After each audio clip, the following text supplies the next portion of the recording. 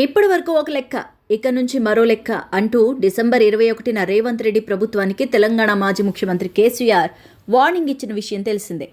రాష్ట్రంలో కాంగ్రెస్ ప్రభుత్వం వచ్చి 2 ఏళ్లు అయిందని, ప్రభుత్వానికి తానిచ్చిన సమయం ముగిసిందని చెప్పడమే కాకుండా తోలుదీస్తాం, అడుగడుగునా నిలదీస్తామంటూ కేసీఆర్ చేసిన వ్యాఖ్యలు రాష్ట్రంలో కలకలాన్ని రేపాయి. అసెంబ్లీ సమావేశాలకు ముందు ప్రభుత్వానికి హెచ్చరికలు పంపేలా మాట్లాడడంతో బీఆర్ఎస్ శ్రేణుల్లో కొత్త ఉత్సాహం కనిపించింది. అయితే తోలు తీయడం సంగతేమో కానీ ప్రభుత్వాన్ని నిలదీయాల్సిన సమయంలో కేసీఆర్ పత్తా లేకుండా పోవడం ఆ పార్టీ కార్యకర్తలతో పాటు ఇతరుల్లో అనుమానాలను కలిగిస్తోంది. తెలంగాణ అసెంబ్లీ శీతాకాల సమావేశాలు ప్రారంభ సమావేశానికి ప్రతిపక్ష నేత హోదాలో సభకు వచ్చిన మాజీ సీఎం కేసీఆర్ సభలో కేవలం 7 నిమిషాలు మాత్రమే గడిపారు. సభ ప్రారంభమైన కొద్దిసేపటికే మాజీ సీఎం కేసీఆర్ వెళ్లిపోవడంపై రాజకీయంగా తీవ్ర చర్చ సాగుతోంది. 10 రోజుల క్రితం మీడియాతో మాట్లాడిన కేసీఆర్ ఇప్పటి వరకు ఒక లెక్క, ఇక నుంచి మరో లెక్క అంటూ ఇచ్చిన వార్నింగ్ను అంతా ప్రస్తావిస్తున్నారు. 2 ఏళ్ల మౌనం తర్వాత బీఆర్ఎస్ అధినేత గళం విప్పుతారని అంతా ఎదురుచూడగా ఆయన అందరినీ నిరాశలో ముంచేసినట్టు పరిశీలకులు వ్యాఖ్యానిస్తున్నారు.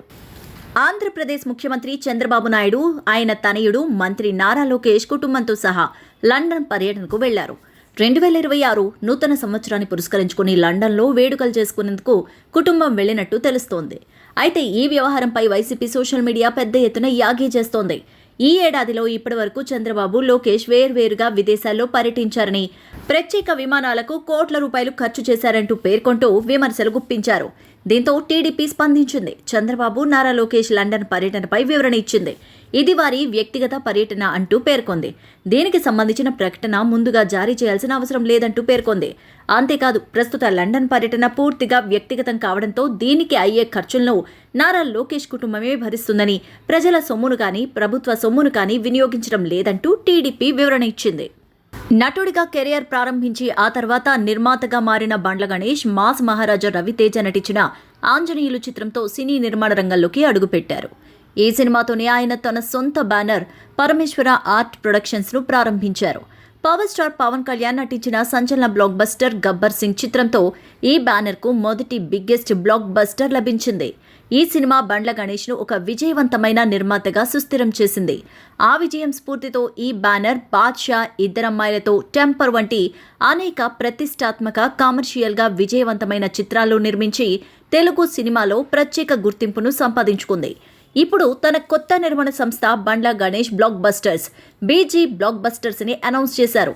ఈ కొత్త అధ్యాయాన్ని మరింత ప్రత్యేకంగా మార్చే విషయం ఏంటంటే ఇందులో నెక్స్ట్ జనరేషన్ భాగస్వామ్యం కావడం.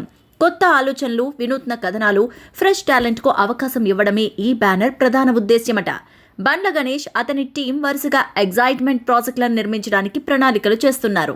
నేషనల్ క్రష్ రష్మిక మందన్న తాజాగా రోమ్కు వెకేషన్కు వెళ్ళింది. ప్రస్తుతం మైసా మూవీలో నటిస్తున్న రష్మిక ఆ షూటింగ్కు కాస్త బ్రేక్ రావడంతో ఈ వెకేషన్కు వెళ్లి అక్కడి నుంచి ఫొటోస్ను షేర్ చేసింది. ఈ వెకేషన్కు రష్మిక ఫ్రెండ్స్ విజయ్ దేవరకొండ ఫ్యామిలీతో వెళ్లినట్టు తెలుస్తోంది.